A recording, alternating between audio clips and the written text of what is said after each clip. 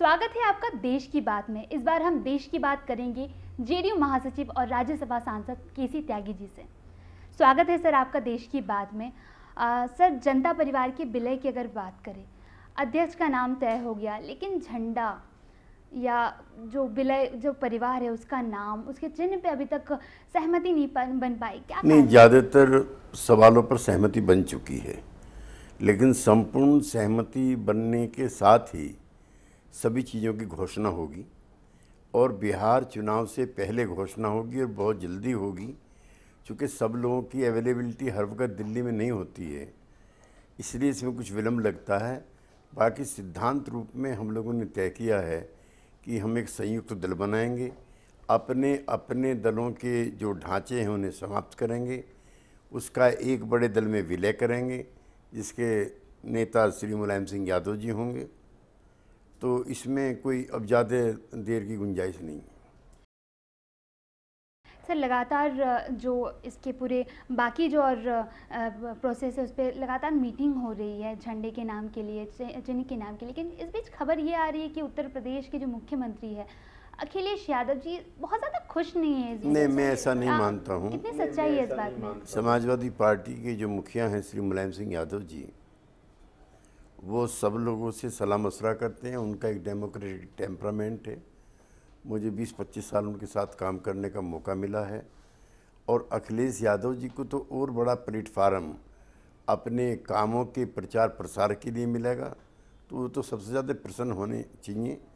और वो जो भविष्य की पार्टी होगी उसके भविष्य के वो बड़े नेताओं में से एक हैं, तो मुझको नहीं लगता कि श्री अखिलेश यादव जी इसके विरोधी हो सकते हैं।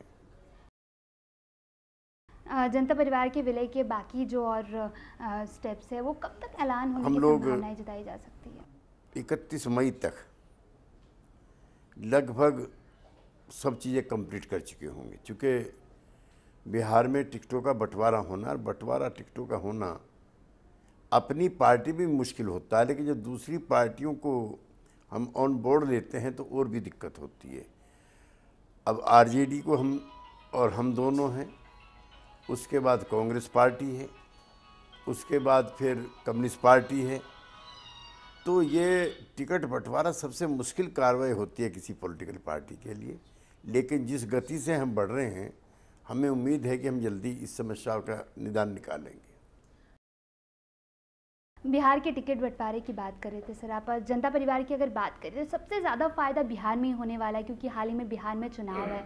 ऐसे में जेडीयू और आरजेडी दोनों का गढ़ माना जा रहा है बिहार। तो क्या कुछ बंटवारे को लेके, टिकट बंटवारे को लेके बातचीत हो रही है? खबरें ये भी आ रही थी कि 100 टिकट बंटवारे की बात चल रही है, तो उसको लेके क्या कुछ फायदा बातचीत बिहार को होगा ऐसा नहीं है। भारतीय जनता पार्टी ने पिछले लोकसभा चुनाव में जिन वादों को लेकर के और जिन दावों को लेकर के सत्ता प्राप्त की थी, उनमें से अधिकांश को पूरा करने में वो नाकामयाब रहे हैं। जनता में एक अजीब किस्म की उदासी है और उस उदासी को भरने में राष्ट्रीय स्तर पर कांग्रेस पार्टी भी अभी तक असफल रही है। हम चाहते हैं कि उसका भारतीय जनता पार्टी का एक वैचारिक विकल्प भी बने, तो ये खाली बिहार भर के लिए नहीं है। दूसरा, मैंने जैसा पहले भी आपसे कहा, टिकटों का बंटवारा किसी दल के लिए आसान प्रक्रिया नहीं होती है, लेकिन हमें उम्मीद है कि बहुत जल्दी ही हम इस प्रक्रिया को पूरी करेंगे। बिहार में हाल ही में चुनाव होने हैं, ऐसे में अभी वहाँ पे मुख्यमंत्री नीतीश कुमार जी है। मुख्यमंत्री उम्मीदवार जो आने वाले चुनाव में नीतीश जी ही रहेंगे या किसी और नाम की भी चर्चा हो रही है? इस पर पार्टी के सभी नेता मिलकर के संयुक्त रूप से फैसला लेंगे और ये सही है कि नीतीश कुमार जी की प्रसिद्धि, उनके काम करने का तरीका सब सर्वलोकप्रिय है। लेकिन खबरें ये भी आ रही थी कि आरजेडी हो या बाकी जो और दल हो, नीतीश जी के सहमति नहीं बन पा रही। आपकी बात को नकारता हूँ, किसी ने भी नीतीश जी के नाम का विरोध नहीं किया, लेकिन फिर भी एक सर्वसम्मत नेता के नाम की घोषणा सबसे सलाह मशवरे के बाद ही की जाएगी। जनता परिवार का विलय जो है इस पे विपक्ष खासकर बीजेपी की अगर बात करें, बीजेपी सवाल उठा रही है कि बीजेपी के डर से ये विलय हुआ। तो क्या ये विलय वाकई में बीजेपी के डर से हुआ है या इसका कोई और भी औपचारिक या कुछ और भी इसका एजेंडा है? बीजेपी के विचार के डर से हुआ था। बीजेपी ने चुनाव में सबका साथ सबका विकास का वायदा किया था, किसान मजदूरों के लिए लाभकारी नीतियां लाएंगे उसका वायदा किया था, सीमाएं सुरक्षित रहेंगी उसका वायदा किया था, काला धन वापस लाएंगे उसका वायदा किया था।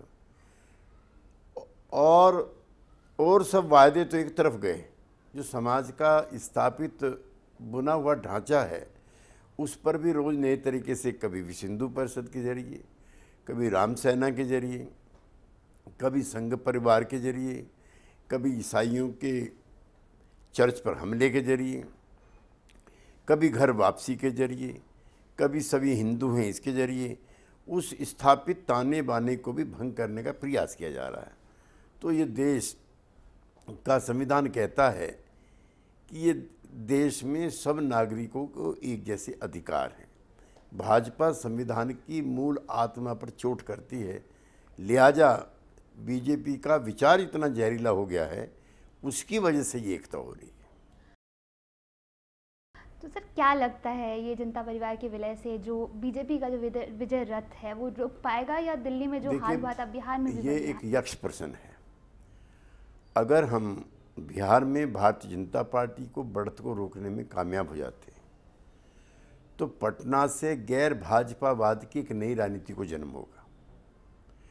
और अगर हम यूनाइटेड नहीं हुए, हमारी कलह इसी तरह से रही और भारतीय जनता पार्टी अगर बिहार में जीतने में कामयाब हो गई तो समूचे देश में भाजपा का राज कायम हो जाएगा।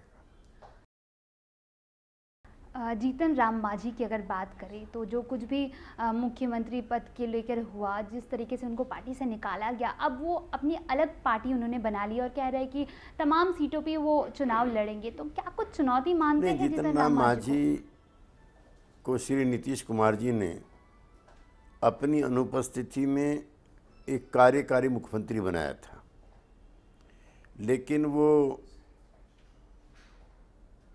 बहुत ही अति महत्वाकांक्षी और गैर जिम्मेदार राजनीतिक निकले और वो जनता दल के विरुद्ध ही साजिश करने में लग गए। उनके समाज में अफरा तफरी भी फैली